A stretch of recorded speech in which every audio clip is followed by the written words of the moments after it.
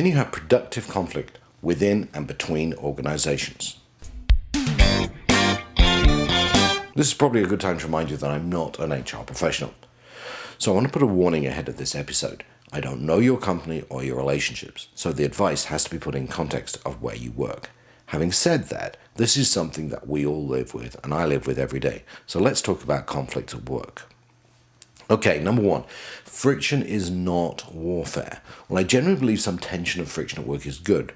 Beware of warfare. Warfare has casualties, and the best way not to be one is not to go to war. Having said that, I said that friction can be good, and it can be creative. So let's think of a couple of examples. If you're in sales and marketing, there's often a conflict or some friction between thinking around the quarter and thinking about a whole year. Maybe you're in engineering, and there are two different teams that have two different ways to solve the same problem. In both these examples, there's probably no way of knowing which is the right answer when you start the process. They present choices, and discussing and debating those choices is really the most important thing to do. Only hindsight would give you the right answer, and by then it would be too late to worry about who was right and who was wrong. Number two, above all, transparency.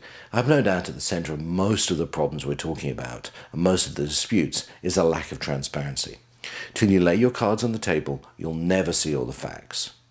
So much of the conflict I think I'm involved in is where we're not being open and honest with each other. And look, each one of us does this. I do this, even if it's by mistake. I don't necessarily mean ill, but to someone else, it looks like you're hiding something.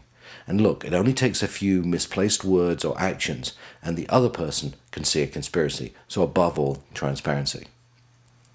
Step three, talk about it, compromise, and move on. Every conflict ends in victory, defeat, or compromise. However, victories tend to be very short-lived, as do defeats on the other side. In business, you need to talk about it, compromise, and move on. Look, this can be very difficult because there are egos and feelings involved. But in the end, don't take it personal and don't make it personal. The objectives of the company are what matters. Keep the team focused on them. Bottom line here, of course, is conflict is everywhere and can be healthy, but only if it is resolved and you all move forward together.